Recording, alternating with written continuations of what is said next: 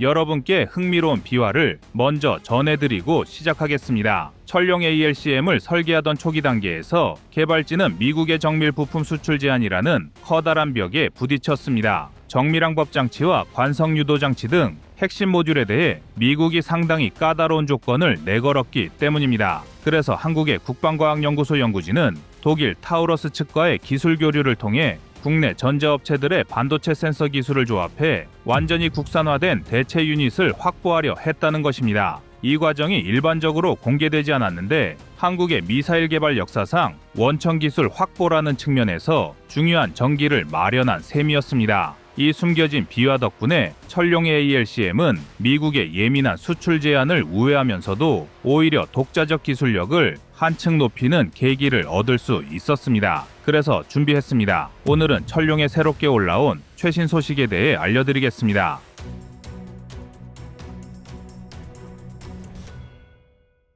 FA-50 파이팅 이글이 드디어 천룡 ALCM과 초음속 공대지 공대함 미사일을 함께 탑재할 수 있게 되었다는 소식이 들려오고 있습니다. 원래 KF-21 보라매가 주력 플랫폼이 될 예정이었으나 아직 개발과 시험 비행 단계에 있는 KF-21 대신 FA-52 테스트 플랫폼 역할을 맡으면서 이런 놀라운 조합이 성립되었습니다. 이 소식이 특히 주목받는 이유 중 하나는 FA-52 가성비 최고라는 이미지에 더해 이제 스텔스 장거리 순항 미사일과 초음속 미사일까지 다룰 수 있는 극강의 다목적성을 갖추게 되었다는 데 있습니다. 지금까지 경전투기는 명칭 그대로 저렴하고 가벼운 전투기로 인식되어 왔지만 이번 업그레이드로 인해 FA-50은 경전투기의 한계를 훨씬 넘어선 새로운 경지를 보여주고 있습니다. 즉 FA-50의 새로운 무장체계 탑재로 수출 대박 신화의 교두보가 마련됐다는 의미입니다. 해외 군사 전문지들 역시 한국에서 진행 중인 이 프로젝트가 독창적이면서도 실용적이라는 평가를 내리고 있습니다. 특히 벨기에 군사 매체가 KF-21에서만 운용할 것으로 예상되던 천룡 ALCM이 FA-50에도 탑재된다면 세계 시장에 엄청난 반향이 있을 것이라는 분석을 내놓았는데요. 이로써 한국은 자국산 전투기와 미사일 시스템의 호환성을 극적으로 높임으로써 방산 수출 시장에서 결정적인 우위를 확보할 것으로 보입니다. 그럼 이야기를 조금 더 구체적으로 살펴봅시다. FA-50은 원래 T-50 고등훈련기를 기반으로 한 공격기 경전투기 파생형으로 상대적으로 가벼운 무장을 위주로 운용한다는 이미지가 강했습니다. 그래서 사실 공격용으로는 다소 아쉬웠던 것이 사실이었습니다. 그래서 두루두루 쓰기에는 무난한 전투기로 평가받았었는데요.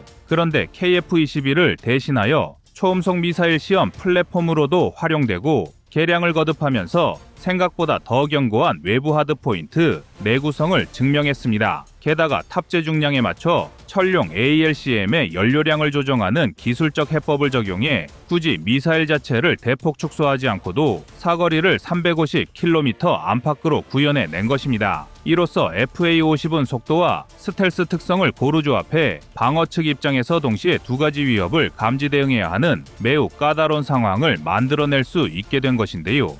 이점 외초음속 미사일이 접근할 때 이에 대응하는 순간 스텔스 형상의 천룡 ALCM을 놓칠 수 있고 반대로 천룡 ALCM을 잡으려다 보면 초음속 미사일을 격추 타이밍에 놓칠 수 있다는 점이 대공방어의 악몽으로 작용할 것입니다. 원래 천룡 ALCM은 퇴역이 임박했던 F4 팬텀을 활용해 공중 분리 테스트를 진행했습니다. 하지만 팬텀의 노후화로 인해 더 이상 무리한 시험 비행을 반복하기가 어려워진 데다 KF-21마저 아직 완성 단계가 아니라는 점이 문제였습니다. 그래서 그 공백을 메우기 위해 선택된 플랫폼이 바로 FA-50입니다. 초음속 공대지 공대함 미사일 역시 비슷한 이유로 FA-50을 선택하게 되었습니다. KF-21이 본격적으로 완성되어야 원활한 테스트가 가능한데 그 시점을 마냥 기다릴 수 없었기 때문입니다. 그러나 이를 단순한 임시방편이라 치부하기엔 그 성과가 기대 이상으로 훌륭합니다. 오히려 FA-50이 이 정도 하드포인트와 이 정도 비행 성능 그리고 플랫폼 안정성을 충분히 보장해줄 수 있구나를 증명해낸 셈이 됐기 때문입니다. 재미있는 점은 이렇게 FA-52 초음속 미사일과 천룡 ALCM을 모두 시험하면서 축적한 데이터를 KF-21에도 고스란히 활용할 수 있다는 사실입니다. 플랫폼이 경전투기 수준임에도 장거리 무기를 안정적으로 운용할 수 있다는 것 자체가 향후 KF-21 개발 과정에서 무장 통합 기술을 한층 수월하게 만들어줄 거라는 평가가 많습니다. 이후 KF-21이 정상 배치되고 FA-50의 블록 업그레이드가 계속 진행된다면 한국 공군은 중격 전투기를 아우르는 통합 무장 운용 체계를 갖추게 됩니다. 이는 전 세계적으로도 드문 사례인데 통상 경전투기와 중형 전투기는 운용 무장의 차이가 커서 별도 인프라를 요구하기 마련입니다. 하지만 한국은 한 번 개발한 무장을 여러 플랫폼에 공유하는 전략을 적극적으로 펼치면서 유지비와 확장성을 동시에 잡게 된 것입니다. 게다가 수출 시장을 노리는 측면에서도 엄청난 장점이 있습니다. 동남아 중동 등 공군 예산이 제한적인 국가들이 FA-50을 사면 초음속 미사일과 장거리 순항 미사일을 운용할 수 있나? 라는 궁금증을 내비치게 되는데 사실 이런 무기 체계는 미국 이외에는 없던 현상이었습니다. 그런데 우리 무기를 구매한 국가들에게 이제 한국은 모든 게 가능하다고 단정 지을 수 있을 정도로 그 기술력과 노하우가 쌓였습니다. 이런 논리가 통한다면 FA-50의 경쟁력은 그야말로 폭발적일 것입니다. 그렇다면 한국 내 다른 장거리 공대지 무기 체계와 비교해 볼 필요가 있습니다. 현재 대한민국 공군이 보유한 장거리 타격 자산으로는 타우러스 K EPD-350K가 대표적입니다. 사거리 약 500km로 관통 탄두를 갖추어 대심도 지휘 시설 타격이 가능한 이 미사일은 독일제지만 국내 생산 라인에서 상당수 부품을 조달하고 있습니다. 여기에 슬래미알도 도입되어 있는데 사거리 270km가량으로 주로 해상지상 정밀 타격 용도로 운용됩니다. 반면 천룡 ALCM은 이 두 무기 체계의 장점을 일부 합쳐놓은 느낌입니다. 국산화율이 매우 높으면서도 타우러스와 유사한 스텔스 형상과 관통 능력을 갖추었고 슬래미알에 비해 더 긴 사거리를 목표로 한다는 점이 포인트입니다. 물론 FA-50에서 운용할 때는 연료를 줄인 버전을 사용하므로 약 350km 안팎의 사거리지만 KF-21에 탑재되면 500km 이상을 바라볼 수 있게 됩니다. 국산 초음속 공대지 공대함 미사일 역시 스텔스는 아니지만 최대 마 2.5의 속도로 접근하기 때문에 적 방공망에 극심한 부담을 준다는 점이 핵심입니다. 특히 해상 표적은 빠른 속도로 기동하는 목표물이라는 특성 때문에 미사일의 비행 속도가 빠를수록 피격 확률이 기하급수적으로 높아집니다. 결과적으로 스텔스 순항 미사일, 초음속 미사일의 조합은 적에게 두 가지 다른 유형의 위협을 동시에 안겨줄 수 있는 치명적인 조합이 되는 셈입니다. 이와 같은 기술적 전술적 시너지는 FA-50을 사려고 고민 중인 국가들에게 강한 어필 포인트가 됩니다. 예컨대 남중국해 분쟁 가능성을 걱정하는 동남아 국가들이 FA-50과 이 미사일들을 패키지로 도입한다면 중국 해군의 접근을 억제하는 A2AD 전략을 보다 저렴하고 효율적으로 수행할 수 있을 거라는 분석이 가능합니다.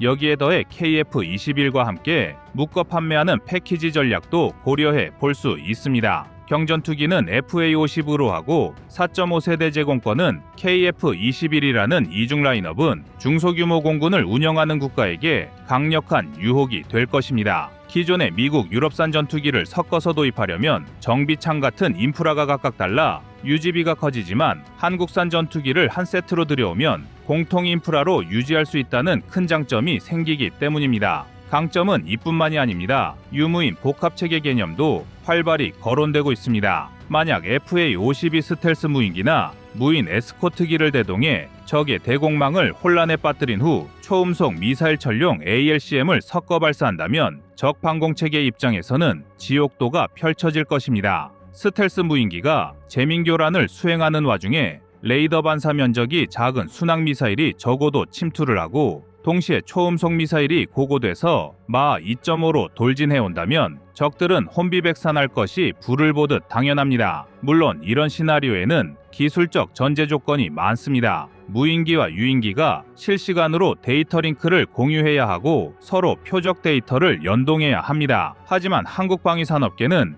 이미 차세대 공중전투체계인 KINX 프로젝트를 통해 이런 개념을 연구 중이라고 알려져 있습니다. 따라서 머지않은 미래에 FA-50 이 유무인 복합체계를 구현하는 경전투기로 거듭날 것이라는 분석도 나오고 있습니다. 반면 중국 입장에서 동남아 국가들이 이런 확장성을 가진 FA-50을 대량 도입한다면 매우 찝찝한 시나리오가 될 것입니다. 그동안 중국은 남중국해 영유권 분쟁에서 인공섬 건설, 함정 배치 등으로 지속적인 무력 시위를 해왔습니다. 동남아 국가들이 FA-50과 KF-21 패키지를 들여와 초음속 미사일과 장거리 순항 미사일을 갖추게 된다면 적어도 해상작전에서 예전처럼 일방적인 우위를 점하기가 쉽지 않아집니다. 가성비 높은 무기를 빠르게 조달하고 정비 인프라 역시 덩달아 갖춰지고 장거리 정밀 타격 능력까지 확보되는 그림이 펼쳐지는 것이기 때문인데요. 그리고 이 말뜻은 중국으로서도 그냥 넘기기 어려운 상황이 됩니다. 이는 동시에 한국 방산기업에게는 어마어마한 수출 기회가 될 수도 있다는 뜻입니다. 더 나아가 이 두 플랫폼의 콤비가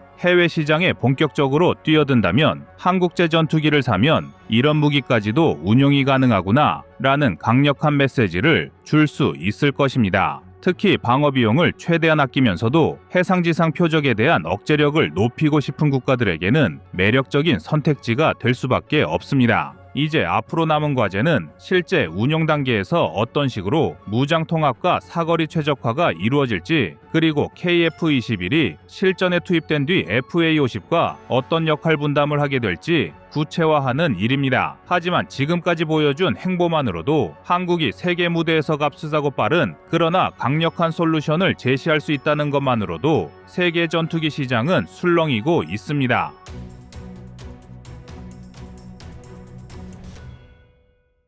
다음은 25년 3월 25일 북한 방공망 영상입니다. 러시아를 통해 군사기술을 적극적으로 얻고 있는 북한은 지대공 미사일 분야에서도 빠르게 발전하고 있습니다. 이번에 발사된 북한의 지대공 미사일은 러시아의 주력 방공 전력인 S-300과 S-400의 기술이 지원된 것으로 파악되는데요. S-300이 미국의 패트리엇 팩3와 유사한 수준이고 S-400이 그보다 우수한 성능을 지닌 것으로 알려진 만큼 이러한 무기체계의 기술을 활용한 신형 지대공 미사일이 북한군에 배치된다면 우리 군에 큰 위험이 될 수 있습니다. 지금껏 북한은 전 세계에서 가장 밀도가 높은 방공망을 갖춘 나라로 평가받을 정도로 다량의 지대공 미사일을 평양 주변에 도배해왔지만 보유량에 비해 질적 수준이 높지 않다는 분석이 지배적이었습니다. 그럼에도 불구하고 한국 공군은 항시 전투기 도입 사업마다 공대지 능력을 가장 중요한 평가 기준으로 삼는 경우가 많았습니다. 그만큼 한국에겐 북한을 상대로 단시간에 제공권을 장악할 수 있다는 자신감이 있었으며, 반대로 북한의 노후화된 전투기보다는 빽빽하게 배치된 방공망이 더 부담스러운 존재였다는 뜻인데요. 그런데 여기에 최신 기술까지 접목된 지대공 미사일을 북한이 배치하게 된다면 한국에겐 여간 까다로운 존재가 아닐 수 없습니다.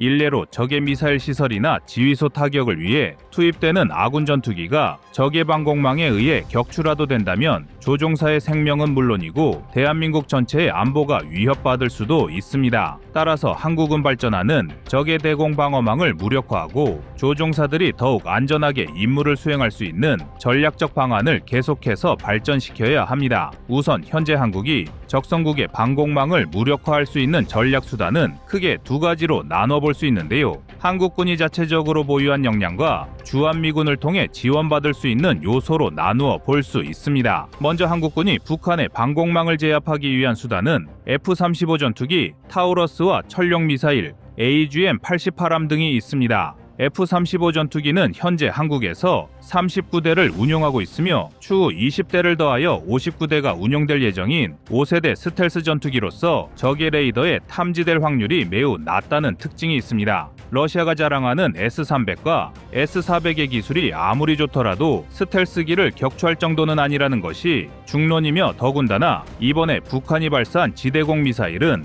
어디까지나 러시아 측 기술을 이전받았을 것으로 추정되는 상황입니다. 즉 완전히 S-400의 성능을 구현했다기보다는 북한이 일부 기술에 대해 도움을 받았다고 보는 것이 더 합리적이며, 그렇다면 원형인 S-400보다는 실제 성능이 떨어질 확률이 농후한데요. 따라서 다수의 F-35가 동시에 적진을 공격한다면 북한의 신형 지대공 미사일이 정밀하게 F-35를 포착하고 추적하는 것은 현실적으로 매우 어려운 일이 될 것입니다. 게다가 한국은 사거리 500km 수준의 타우러스 미사일을 보유하고 있으며 있으며 별도로 한국형 타우러스라 불리는 천룡 공대지 미사일의 개발을 진행하고 있습니다. 타우러스와 천룡은 사거리 측면에서 S-400을 압도한다는 장점이 있는데 러시아의 S-400은 미사일의 종류마다 다소 차이는 있지만 40에서 400km의 사거리를 보유하고 있습니다. 그나마도 400km의 사거리를 가진 건 해상형 일대의 이야기이고 나머지 요격 미사일은 타우러스와 천룡의 절반에도 미치기 힘든 수준인데요. 다시 말해 한국은 타우러스나 천룡을 활용하면 적의 방공망 밖에서 북한을 타격하는 것이 가능하다는 것입니다. 현재 한국은 260발의 타우러스 미사일을 도입하였으며 공군 측은 우리 군의 작전에 필요한 공대지 미사일이 최소 600발 이상 있어야 한다는 판단을 내려 나머지 물량을 천룡으로 보완하려 하고 있습니다. 한국이 예정대로 타우러스와 천룡을 합쳐 600발 이상을 보유하게 된다면 우리 공군은 적의 방공망 밖에서 일시에 수백 발의 장거리 미사일을 투사할 수 있게 되며 북한의 방공망이 이를 방어하는 것은 불가능합니다. S-400조차도 러시아 우크라이나 전쟁에서 적미사일의 요격 확률이 50%를 넘지 못했는데 북한이 러시아로부터 얼마나 많은 기술을 받았을지 몰라도 600발의 장거리 공대지 미사일을 모조리 요격할 수 없는 이상 오히려 한국이 발사한 미사일에 적의 주요 방공시설이 초토화될 것입니다. 또한 설령 북한이 새로운 지대공 미사일을 활용하여 한국이 발사한 일부 미사일을 요격하는 데 성공하더라도 한국은 적의 방공망 밖에서 미사일을 발사할 수 있기 때문에 전투기 손실은 발생하지 않으며 소모된 미사일은 얼마든지 추가 생산을 통해 보완할 수 있으니 전투기의 생존율만 높여두더라도 우리는 계속해서 적을 두들길 수 있습니다. 게다가 한국은 적의 방공망 레이더가 발산하는 전파를 추적하여 타격할 수 있는 AGM-88함 미사일도 운용하고 있기 때문에 북한 방공망을 제압할 전력이 매우 막강합니다. 다만 한국은 비용 문제 등으로 인하여 AGM-88함의 성능을 극대화할 수 있는 HTS를 도입하지 못했다는 점은 아쉬운 요소입니다. 하지만 유사시 우리 군과 함께 공동으로 작전을 수행할 주한미군의 전력이 더해진다면 큰 문제는 없는데요. 특히 주한미군이 보유한 전력 중에서 주목할 만한 카드는 ADM-160 멀드가 있습니다. 이른바 미끼 전투기라고도 불리는 멀드는 기만용 무인항공기의 약자로 적 방공망을 교란하기 위해 전투기에서 발사하는 기만체입니다. 멀드는 의도적으로 피탄 면적을 넓혀 방공 레이더에 전투기나 미사일처럼 포착되는데 이를 통해 적을 교란함으로써 아군 전투기의 생존성을 높이고 적 방공망의 미사일 소모를 강요합니다. 일단 방공 레이더에 멀드가 포착되게 되면 적으로서는 이를 정밀하게 분석하는 것이 힘들기 때문에 대응 체계를 가동해야만 하고 그렇게 되면 필연적으로 대공 미사일을 사용하게 되면서 미사일 소모를 강요하게 만들 수 있습니다. 더욱이 북한은 방공망의 밀도에 비해 정밀성이 떨어진다는 크나큰 단점을 보유하고 있어 기만체를 활용한 교란 작전은 더욱 큰 효과를 볼 수 있는데요. 러시아 우크라이나 전쟁을 통해 실전에서도 멀드의 효능이 입증된 만큼 한국에도 든든한 지원 전력이 될 것이며 작전 범위가 좁은 한반도에선 항속거리가 짧은 대신 가격이 저렴한 ADM-160A만으로도 상당한 효과를 거둘 것으로 전망됩니다. 또한 이러한 기만체가 미국제 무기라고 하더라도 실망할 필요는 없습니다. 현재 한국은 주로 주한미군을 통해 이러한 전력을 활용하게 되지만 머지않은 시점에선 우리가 자체적으로 기만용 무인항공기를 운용할 수 있도록 멀드와 비슷한 유형의 무기체계를 연구하고 있습니다. 따라서 한국은 오래 지나지 않아 미국처럼 기만체를 적극적으로 활용한 작전 수행 여건을 갖출 수 있으며 앞으로는 한국군 자체 역량만으로도 더 안정적으로 방공망 제압 임무를 수행할 수 있을 것입니다. 게다가 북한이 러시아의 방공 기술을 적극적으로 받아들였다고 하더라도 오히려 이로 인한 허점도 생길 수 있습니다. 기본적으로 S-300과 S-400은 철저하게 러시아의 작전 환경에 맞춰 개발된 무기 체계입니다. 러시아는 전 세계에서 가장 넓은 영토를 가지고 있기 때문에 전국 각지에 대형 장거리 조기 경보 레이더를 설치하고 먼 거리에서 날아오는 전투기를 식별하여 다양한 요격 수단을 순차적으로 투입하는 대응 교리를 채택해 왔습니다. 당연히 S-300 등의 지대공 미사일도 이러한 작전 교리에 맞춰 개발되었는데요. 하지만 러시아와 북한은 전혀 다른 작전 환경을 가지고 있습니다. 북한은 영토가 매우 좁은 데다가 휴전선에서 평양까지 직선거리가 불과 130km 수준으로 가깝기 때문에 본질적으로 러시아와 다른 작전 교리가 필요합니다. 러시아는 발트 3국과의 국경지대에서 수도인 모스크바까지 600km가 넘기 때문에 확연히 북한과의 작전 환경이 차이 나는데요. 이러한 문제는 결국 북한이 새로운 방공 전력을 확충한다고 하더라도 능히 우리 군이 제압할 수 있다는 것을 의미합니다. 현재 북한이 보유한 최장거리 방공 무기는 S-200이며 해당 무기는 원산과 사리원 일대에 배치되어 있는데 북한이 새로운 장거리 지대공 미사일을 도입한다면 마찬가지로 해당 지역에 배치할 확률이 높습니다. 하지만 원산과 사리원 등은 이미 한국이 운용할 수 있는 대레이더 미사일의 사정권에 들어온 지역이며 한반도의 좁은 작전 지역 특성은 북한이 지대공 미사일을 감추지 못하고 한국에 의해 모조리 파괴될 것입니다. 최근 들어 북한은 선전 매체를 통해 의도적으로 신형 무기 제작을 노출하거나 과시하는 경우가 잦아지고 있으며 이때마다 군 전문가들은 러시아의 군사 기술이 북한에 이전되었을 것이라 추정하고 있습니다. 하지만 러시아가 자랑하는 군사 기술은 우크라이나와의 전쟁을 거치며 그 한계를 입증했으며 일부 기술만을 이전받았을 북한의 신무기는 러시아의 열화판에 불과합니다. 결국 우리 대한민국이 지금처럼 철저한 대비 태세를 유지한다면 북한의 전력 강화는 우리 국민들을 위협하지는 못할 것인데요. 적을 과소평가해서는 안 되지만 그렇다고 과도한 우려를 할 필요는 없습니다. 한국은 세계 5위의 군사강국이자 강력한 자주국방을 실현한 만큼 북한과 러시아의 야합도 충분히 막아낼 것입니다.